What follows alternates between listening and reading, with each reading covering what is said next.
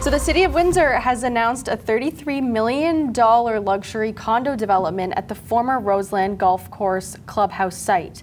The plan includes a 4-story building with 48 units, priced between $400,000 and $1 million, along with a new, smaller, city-owned clubhouse. Valente Development says the project is aimed at retirees and empty nesters. Mayor Drew Dilkin says the project is a part of a broader plan to use city-owned land for housing development. There are still opportunities for public input before a final decision goes to council, and not everyone's on board, and I think I'll leave it to you, Councilor Francis, to take over from here. I mean, some residents have called for this land to be used for public amenities, like a new community recreational space, instead of private development, but I'm curious on what your stance is on this issue, Councillor. Well, I have never supported this development. It's been ongoing for 2 years now. And for a number of reasons. I think a lot of the key decisions were made in camera without public consultation, without public delegation. That was an issue I did not enjoy. And when you look at the sale of public land, the public should have a say. And you should look at other options. It can't just be, this is what we want to do you like it or not? It should also be like, what would you like to see there, and have a robust consultation. And information has come out this past week where, the sale of 1.3 acres at Roseland for $1.5 million, which I think is ridiculously low. And if we had a more competitive bidding process that was more public, that actually allowed more developers in, we could potentially have gotten double for that. So the 1.5 million for the sale of land doesn't even cover the 2.5 million taxpayer money needed to demolish the old clubhouse.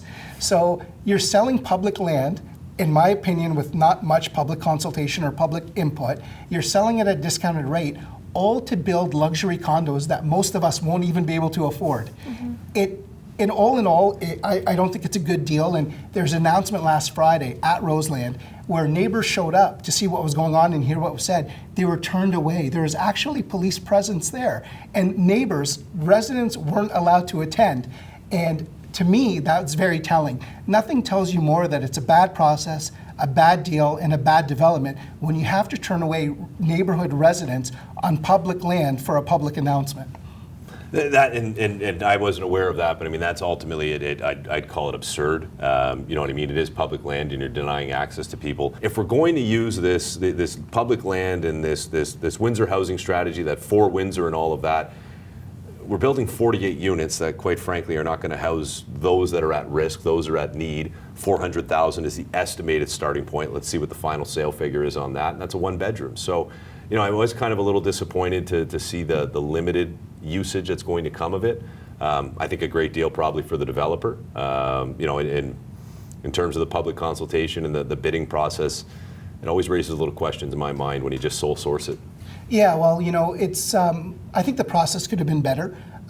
With the expression of interest and went out, it's all contingent on how many submissions are received. I can't tell you how many were received because it was in camera.